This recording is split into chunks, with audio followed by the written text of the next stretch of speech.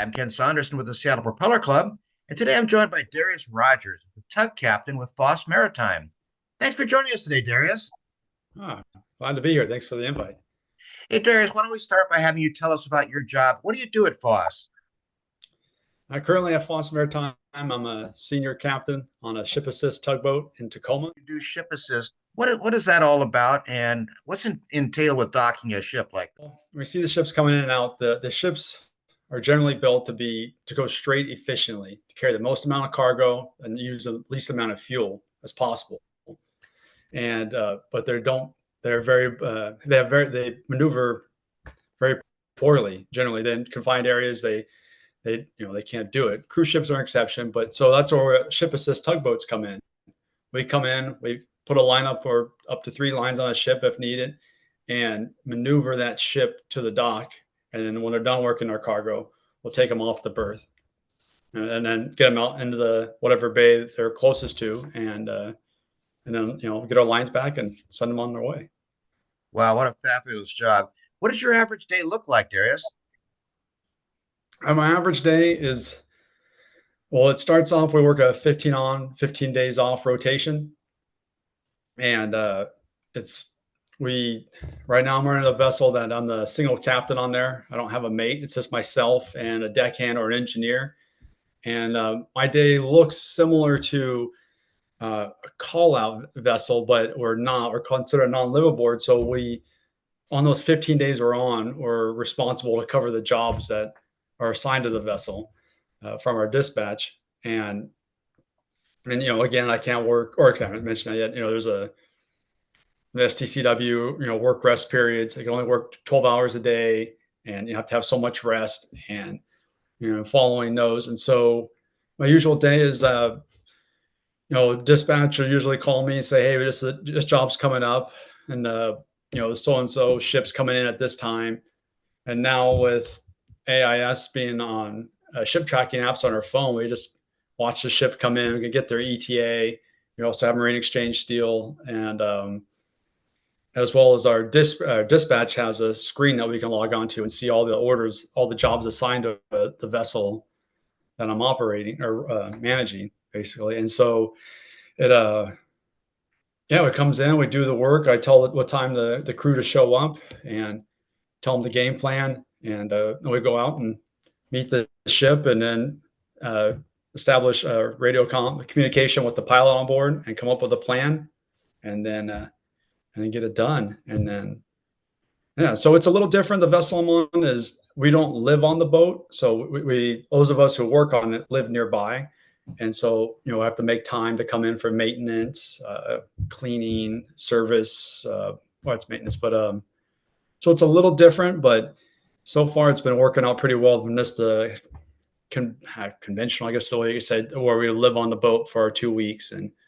it's just a little different. But for those of us who live close, we really like it. You've been at Foss for about 10 years now. Why did you choose a maritime career? Well, I grew up boating like a lot of people, and I was just what we did for fun growing up. And once I learned that people can make money on the water, and then learn that there's a job as a captain or an engineer, learn about these jobs, I became interested in it, but I didn't know about how the route to do it. I didn't know anyone in the industry, and I tried to get into Kings Point actually out of high school, and they told me my high school grades weren't good enough. So I was okay. Well, what else? And so I enrolled in a automotive technician program for 2 years and finished that. Did well in that, and then while I was there, I worked in a shipyard or boatyard, excuse me, and as a mechanic. And I thought that'd be my foot in the door to get on working on these work boats. And I did that for almost 5-7 years. And what's it called?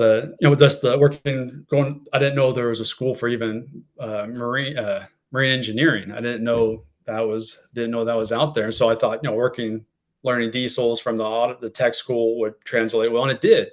And I did. That was pretty easy transition, going and working hard, doing that. And then that led to me working up in Alaska, fishing, and then working on like deckhand engineer on boats up there. And then Capt I worked with mentioned, say, "Hey man, uh, you saw me working on my notes. I was trying to like hose pipe it and also working on my notes for keeping track of fishing and what we're doing. He's like, "You're too smart for this fishing thing." He was like, "Why don't you go to this Cal Maritime school?" And what is that? And then he explained it, and I became really interested in it. And I applied, and when I got off the boat and up there, and it was really uneventful. Yeah, it was. Or, yeah, I applied, and the registrar's office called me the next day. "Hey, you've been accepted to Cal Maritime." And I thought I'd been a little more dramatic other than this next day, as it was so didn't expect it to be that easy, honestly. And then I went. It was a good time at 4 years there. It was great, and once you're there, you get exposed to so much of the maritime industry, from shoreside um, to the yards to engineering to the up in the wheelhouse and tugboats, and I became really interested in seeing what ship assist tugs did. Where and this is what I like. This is, and so from there I graduated. I worked at Crowley up in Alaska in their southeast, or excuse me, Western Alaska mosquito fleet, and that was pretty fun. That was definitely an adventure job. Had some hard days, but it was pretty cool. You're gone all summer though, just that for a little bit, and then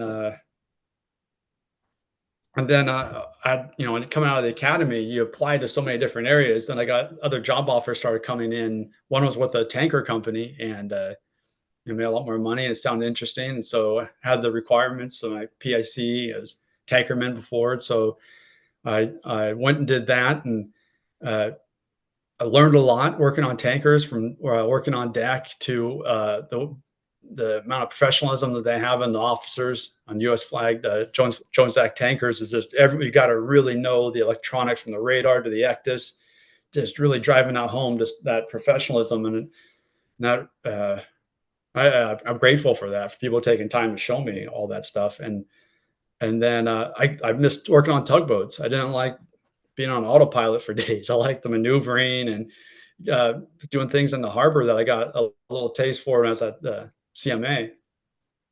And so I started applying, and I got hired with Foss uh, 10 years ago for the Shell project up in Alaska, and towing barges from Seattle up to there. And I was on a Z drive, and that lasted, by the time I was hired, maybe a year.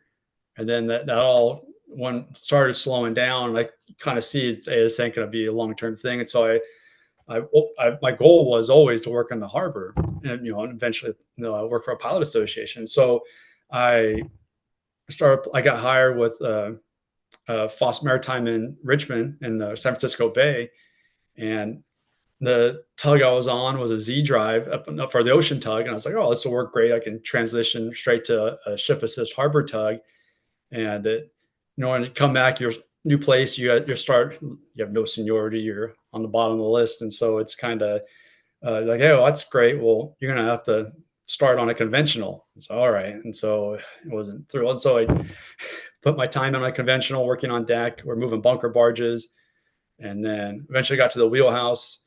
Um, actually, at AmNav, it was which is another company of Saltchuck owns, alongside with Fossil. I was able to transfer over there, and I worked on deck there for a little while, and I got into the wheelhouse with AmNav in Oakland.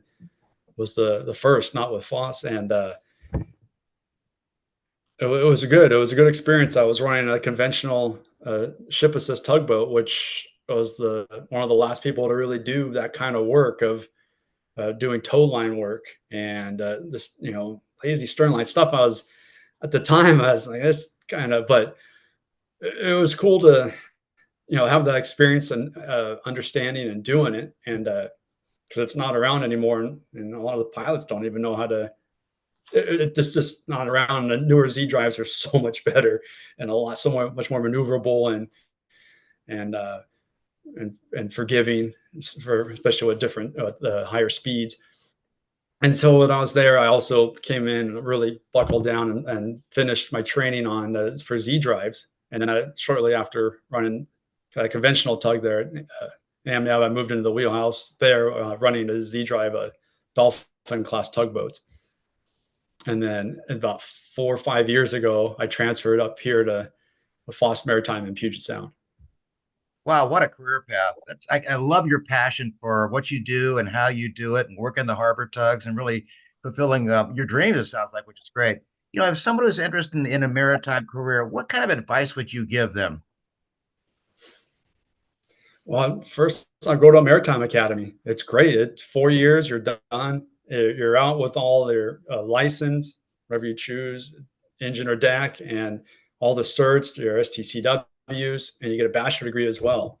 And it's a great experience. Make a lot of lifelong friends, and then realize when you get out, no one's going to roll out a red carpet for you. There's going to be no greedy or, it's going to be, you got to have some thick skin for your whole career. It's not going to be, uh, it's what you make of it as well. You choose to, get philosophical about it. You choose how you feel, but it's uh,